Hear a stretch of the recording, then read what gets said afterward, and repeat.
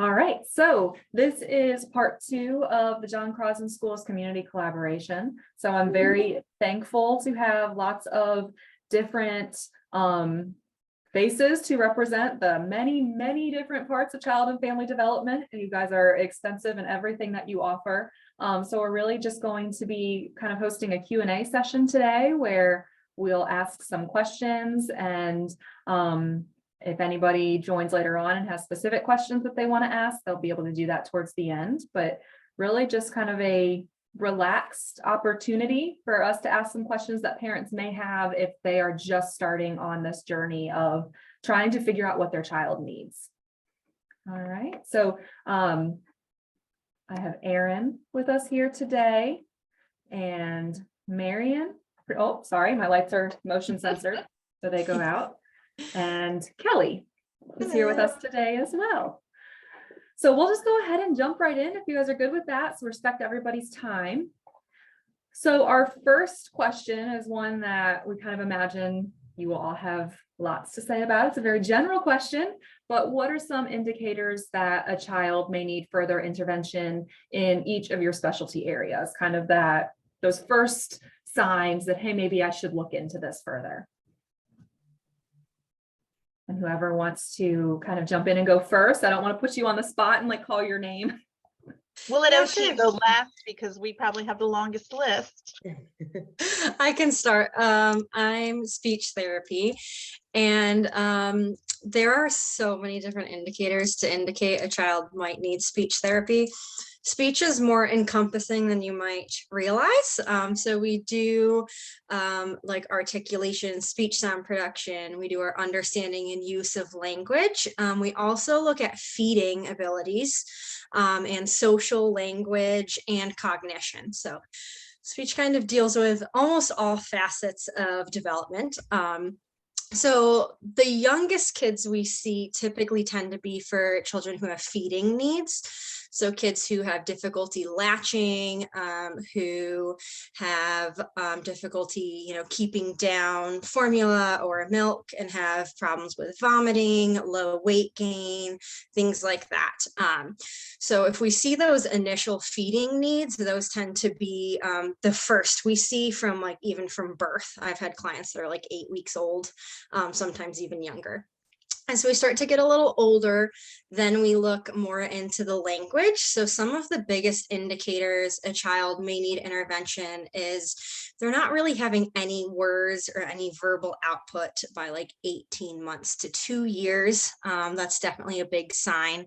If a child lacks eye contact, connection, response to name, by around that 12 to 18 month time frame, that's also an indicator that a child would need speech therapy.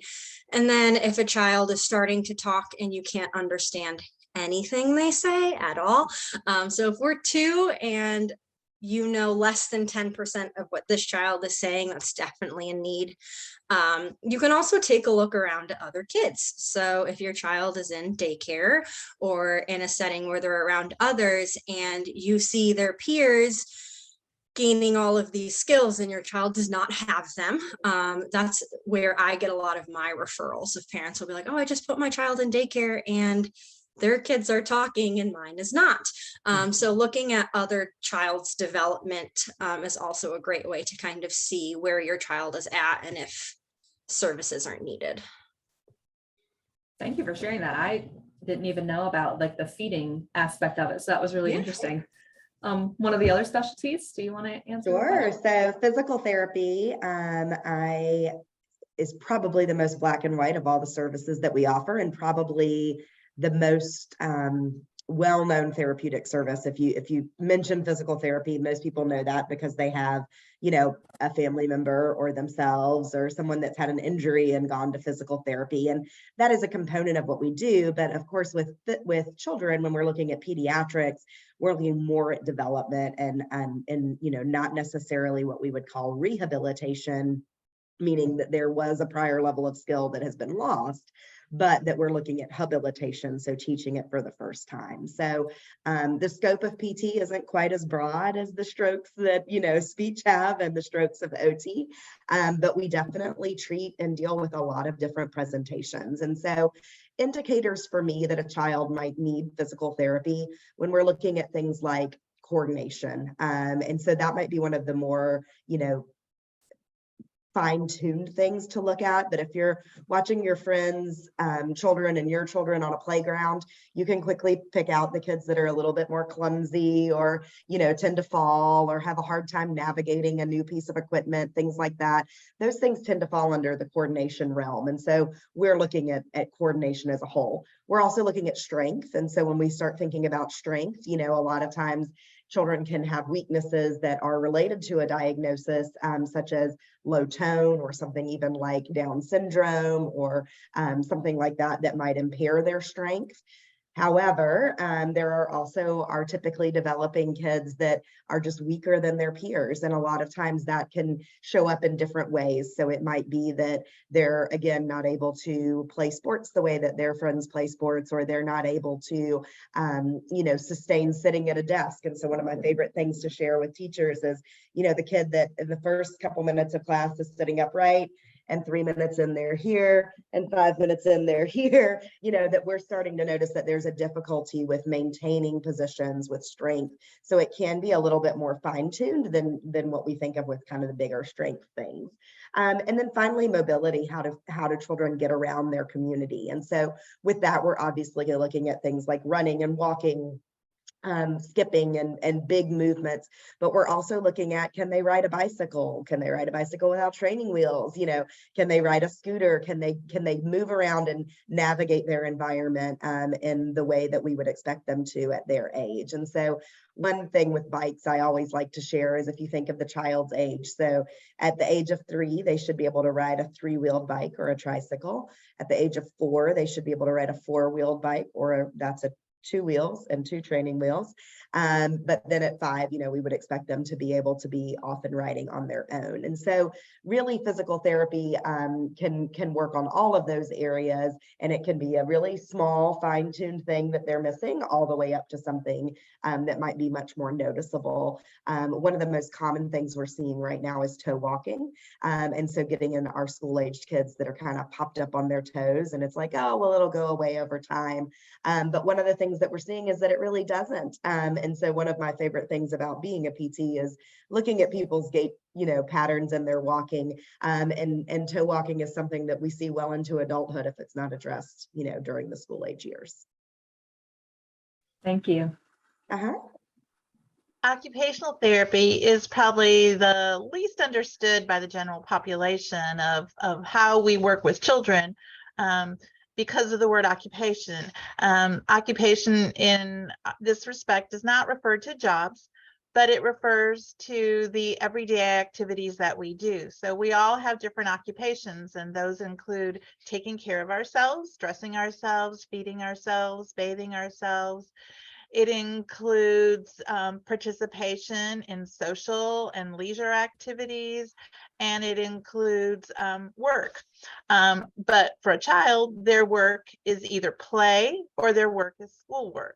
So an occupational therapist looks at, okay, why is a child not successful in any one of those areas? And we try to lay a stronger foundation for development of all the necessary skills to be successful in life. So our foundation might include sensory.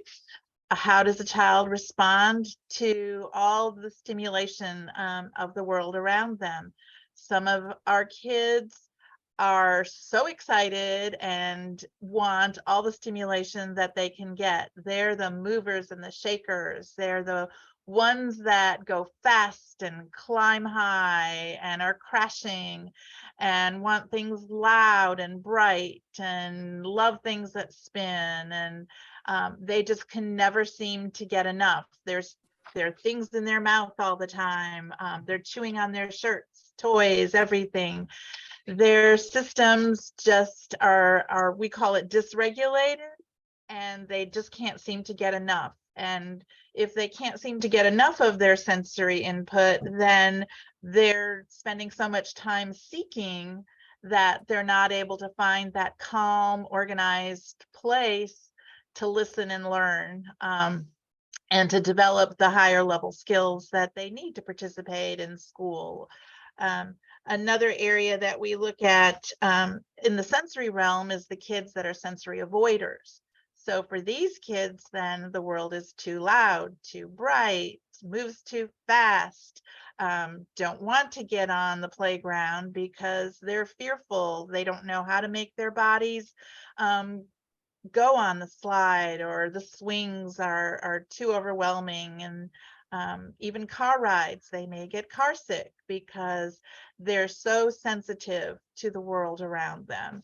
And so we work with both of those extremes, and we have proven methods to bring a child back to the center of sensory processing and allow them to then feel comfortable in their bodies and in the world around them. So we often start with looking at the sensory needs, but on top of that, then how do we learn new skills? Do we need someone to break down a task for us into small steps, or can we figure things out on our own?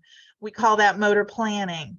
The kids that you put a pencil in their hand and they're clueless. They have no idea how to hold it, how to turn the correct side of the pencil to the paper. Or then we ask them, they might know how to hold it, but we ask them to write their letters. Here, copy what you see. Well, they have no idea how to look at something and reproduce it on their own. They seem to need so much more practice. It's the parents that are saying, okay, I told you to go clean up your room.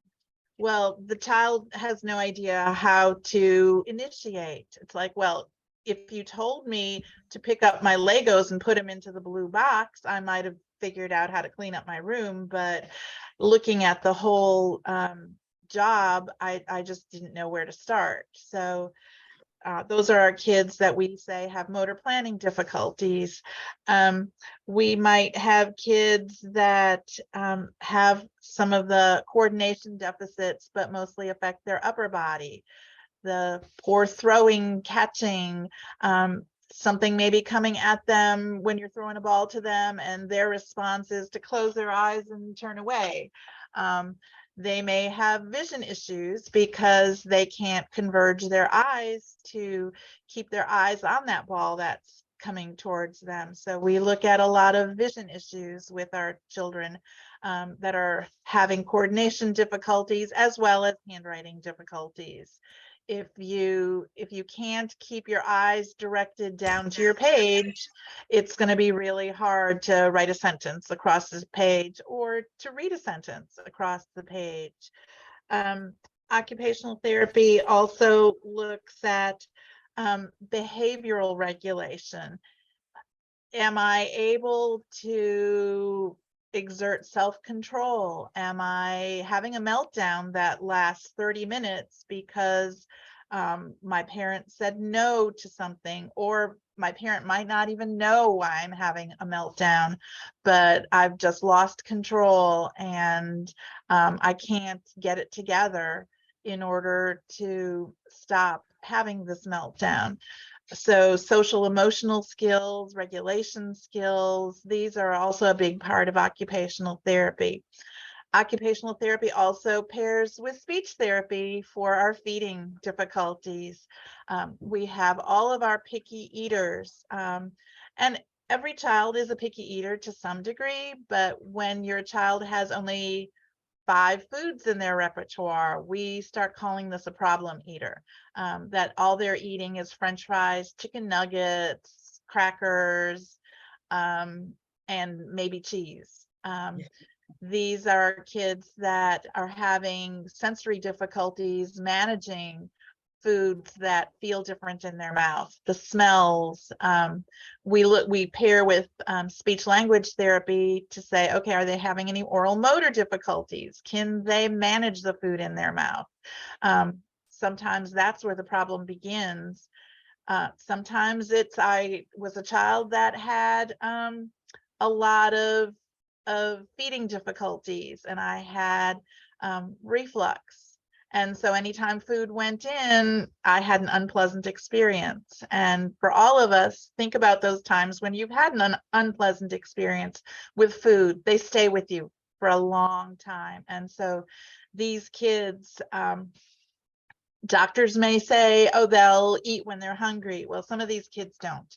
So we have to do some intense feeding therapy with some of these kids to deal with this problem eating, because we do know that poor nutrition is not good for language and learning and behavior and cognition. So those are some of the areas.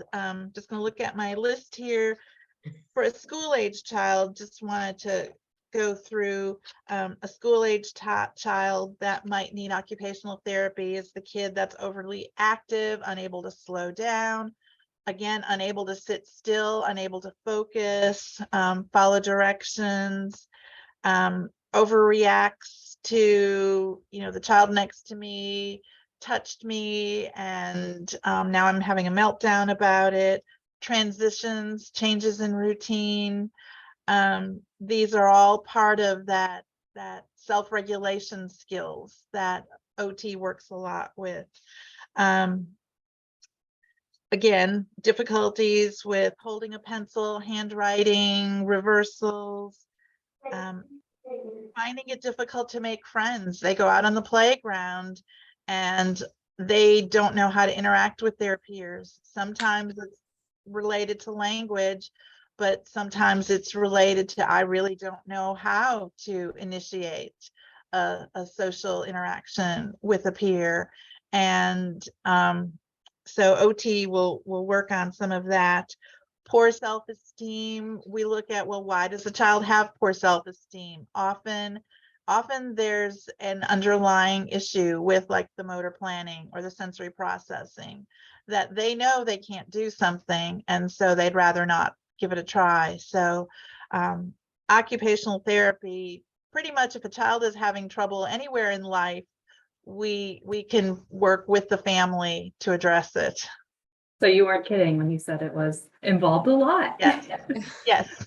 Well, thank you for sharing all of that. And so some of these next questions that we're going to go over, we don't necessarily need to hear from each of you because I think your question or your answers will probably be very similar. So whoever feels most comfortable, if you just want to speak up, and I'm sorry if you can hear our lovely lower school in the background heading to their lunch. Hopefully my door is blocking out that sound, but they're very excited for lunch today. So some of this next question, so it says, how is getting the rehab services, all of the different ones that you just covered, such as PT, OT, and speech therapy, going to help a child reach their goals? And what benefits will these services provide to not only child, but their family members as well? So again, I know we could probably spend extensive amount of time on this. If you could maybe just kind of pick, you think maybe the most moving or the biggest one, which I also know might be difficult. But yeah, just kind of what is the benefit? Why should a parent and a child invest their time and energy and sometimes money, oftentimes, into these services? Sure. I think the best way to describe it is thinking of speech therapists, occupational therapists, and physical therapists that work in pediatrics as developmental experts. So that's what we know about. That's what we go to school for. And that's what all of our advanced education is in. And so when you're thinking about, if you were to want your child to learn to play the piano, you would set them up with a piano teacher that was really great at what she did. If you wanted your child to excel in soccer, you'd make sure that they were working with a coach that really was, going to instill good learning into them of how to play the sport and how to stay safe. And so that's kind of who we are for development, is that we are the coaches. We're the people that know what comes next, but we're also the people that know what foundational skills need to be there in order to attain goals. And so oftentimes what we see with children are things that we call splinter skills, where they may demonstrate some skills that are higher level, but they're missing a lot of these foundation blocks. And it's our job to go in and find where those foundation blocks are missing, because as you know, if you're stacking anything and you're missing the foundation, eventually it's going to come crumbling down. And that's what happens, is that we get these couple of splinter skills, but then we're not able to advance. And so it's our job to not only help obtain the next skill and the current skill, but also to really research and figure out where are those foundational blocks that are keeping the child from reaching those skills on their own. I love that analogy of the coach. That's a very helpful visual that I think everybody can relate to and Yeah. understand. Sure. Does anybody else want to add to that, or we want to go ahead and take a look at the next question? I think one of the keys, like you said in that second part, how will that help the family members? If you're working with a good therapist, you should have a good understanding as a parent of what your therapist is working on and how you can provide a bridge to working on some of the same things at home. Not that you want to become your child's therapist, but a good therapist will give you activities that you can incorporate into your daily life to not make it harder, but to give your child opportunities to develop the skills that they're needing. We can also, provide connections to the community that you might not know about. I don't even know how many times I've had a client come in because they're a late talker and I refer them to PT and OT, and the family had no idea that they might have had motor deficits. But now this child is getting all the support to grow, and thinking about kind of long-term where we're going. I can say personally on Marion's front, I actually have sensory processing disorder. So I did not have therapy as a child, and it impacted me later in life.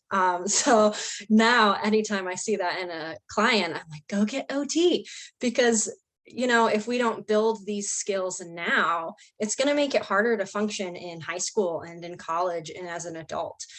So you really want to target them when they're younger.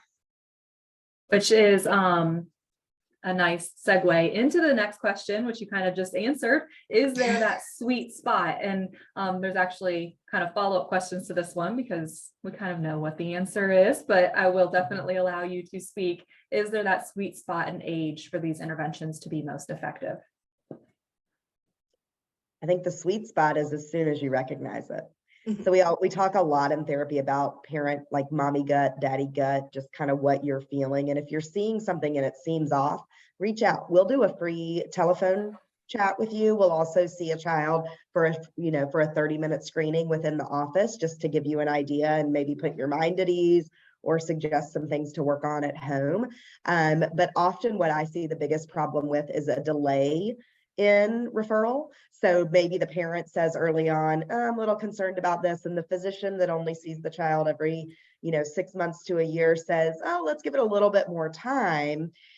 Then it's 6 months later and the problem potentially is still there. And now we have a bigger gap that we have to close. So if I'm working to close a, developmental gap that's this big, it's a lot easier than closing a developmental gap that's this big. And so I think the sweet spot is whenever you notice that there's something that you want to work on, because it could be that you're in with us for 2 to 3 months versus 2 to 3 years if you wait longer. So in that same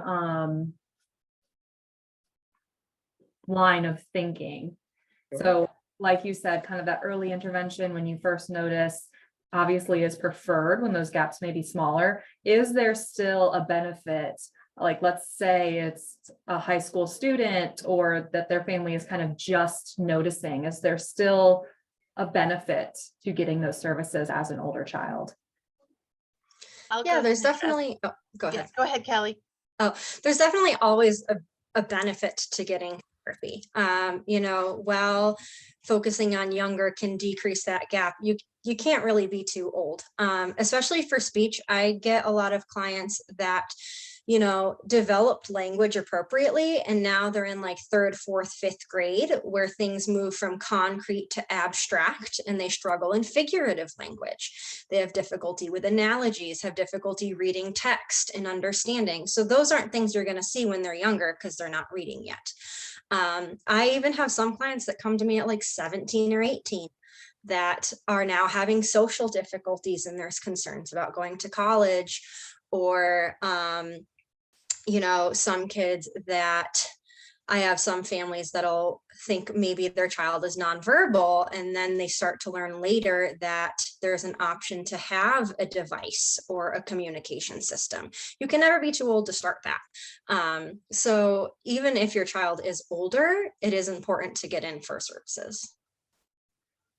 I think too that as you look at development and aging, recognizing that it is our first 8 years of a child's life, that we're building a foundation. And so we're working on a lot of the foundational skills in the first 8 years. After that, a lot of learning occurs through what we say the frontal cortex. So we're looking more at cognition, and therapy may switch from developmental in nature to providing more accommodations. Or we've definitely had older high schoolers, college students come in who've never gotten therapy, and they just want to understand why they feel the way they feel and why they do things the way they do them. So sometimes it's just education for that older population of, okay, this is why you do things the way you do them. These are some of the words that we've used, and just understanding how you think and how you behave and how you react is empowering and can build self-confidence. And then we can help you to come up with some of those accommodations and strategies to deal with things. So it changes through the lifespan, but I like to think we never stop learning and never stop growing. Thank you. So our meeting is actually going to close in about 10 minutes. I know it's unbelievable that we've already been talking for as long as we have. It goes so fast. So I really just want to kind of wrap up on one of these hot topic questions. I think everybody is always talking about COVID. I'm sure we could talk about this lots and lots, but I don't want us to just randomly get cut off in our recording. So do you feel like in this current climate and everything that we've seen with the lovely word COVID, which we've all had lots of experience with, is there an increased need for these services? Or do you think that need has kind of always been there? Maybe parents are just seeing it more. Kind of what's your take on that? There's a lot of takes on that, right? I'll start with one, and I know that Marion and Kelly will have others. Not being around peers is not just an impact. So I'm talking like quarantine, not being in school, those kinds of things.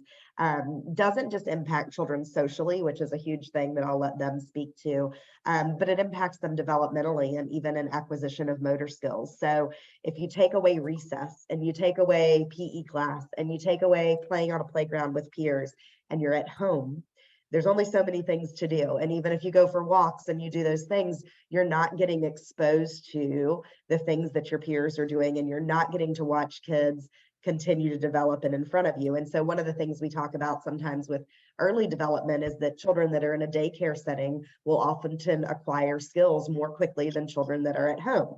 Is it bad? No, but they have someone to look at. You're not crawling around the house for your 9-month-old to go, oh, that's how I should move about, right? So if they can see their peers doing what they should do next, then they're always going to be encouraged to grow. And so from a physical standpoint, one of the things that we've seen is just by not having that peer-to-peer interaction, a lot of children have not been exposed to things to grow their gross motor skills. And so now if you're not exposed to it, because likely you and your husband or wife don't skip around the house, then your 5-year-old's not going to be skipping, right? And so we want to expose them to those things. And I think what we've seen in physical therapy and with gross motor development is lack of exposure, whether it's at a daycare age, whether it's at a school age, all the way up, that children and youth are not acquiring the skills as quickly because they haven't been around their peers. That makes complete sense. Anybody else want to add anything in our last few minutes to that? Definitely, we're seeing a lot of children now that are having anxiety. And some of that anxiety is because the world has changed and they don't have a frame of reference for how to deal with all those. Well, don't do this, don't do that. Well, what is it I am supposed to do? So much fear has been put into these kids. And so with this increase in anxiety, they're avoiding a lot of things that are normal child activities. The social piece, we haven't been allowing them to get together with their peers because you might get sick or you might get your peers sick. And so they don't know how to engage in a lot of the social interactions appropriately with peers. Just emotional regulation. We've been in our own homes and haven't learned how it is we're supposed to act in the communities. And we've had extra support from our parents because they've been by our side so much of the time that we haven't learned on our own how to manage the world and to behave appropriately out in the world. So we're seeing definitely an increase in children that are having mental health and emotional difficulties. Well, Yeah. oh, go ahead. Sorry. Yeah, like in the speech world, we're definitely kind of seeing similar things, a lot more social difficulties. Another thing we're seeing is, when you're home all the time, there's a lot of more increases in screen time. And screen time definitely has an impact on language development. So we are seeing more children with language delays, more of those late talkers, as kids kind of have different language models to view from. So instead of viewing language models with peers, they're viewing language models with different shows and songs and things like that, that change the way that they develop and grow their language. The last thing I'll add real quick is you asked if there's an increase in need. I think there is an increase in need, but I think there's also been an increase in parent awareness. Yes. So you take children that have been at school all day, 5 days a week, and you tell the parent to be the teacher while working, and they're going to notice some things in their child about their attention, about their ability to, be on task at school, their ability to complete academic tasks that they hadn't seen before because they weren't the teacher. And now they have been for, or they were for a year and a half or 2 years, they were the teachers. And so all of a sudden they, families are much more in tune to, why can't he figure this out? I've tried teaching it. I've tried showing him, I've tried this, and he still doesn't get it. And maybe they wouldn't see that in the school setting as often because the teacher might be addressing it and teaching them different ways. And so we have seen an increase, especially in families reaching out to say, like, is this normal? Or, Yes. How do I work with my child? Or is it okay that he can't attend to virtual education? What does that look like? So I think that it's two things. It's an increase in parent awareness just due to increased time with the children and in a setting that the parent's not used to being involved in, and it's an increase in actual need. Thank you so much for sharing that. I think it's interesting to hear that align because, of course, I'm coming from the school perspective, and I can't tell you how many conversations with parents have started with, I had no idea that this was what it was like until we were home for 6 months. And so it's nice when you've got that alignment because you're like, okay, everybody's kind of experiencing this, and so we can try to address it appropriately. Again, I just want to thank you all so much for being here today, for sharing your thoughts. Child and Family Development is a wonderful organization as a whole. I appreciate each of you supporting your practice by sharing your thoughts. And yeah, thank you so much for being here. Thank you. Sure. Thank you Thanks. for having us. Have a great rest of your day, everybody. You too. Bye-bye.